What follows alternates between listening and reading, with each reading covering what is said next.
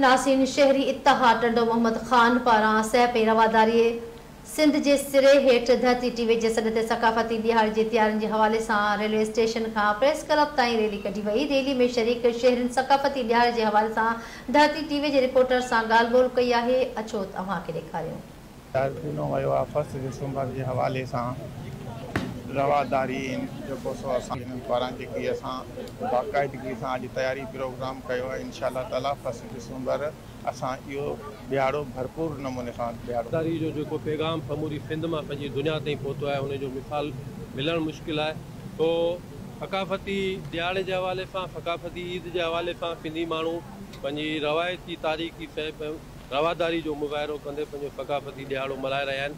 ऐं यकीनन सॼी दुनिया जे अंदरि असांजो इहो पैगाम ईंदो त सिंधी क़ौम तारीख़ी तौर ते सैफ़ ऐं रवादारी जी पेकर रही आहे। सैफ़ ऐं रवादारी जी रीति रवाज खे क़ाइमु रखंदे असां एकता ॾियारे जी 1 दिसंबर जी तयारी करे रहिया आहियूं। इंशाअल्लाह अज़ीज़ 1 दिसंबर ते तमामु वॾी धूमधाम सां हीअ रैली कढी वेंदी।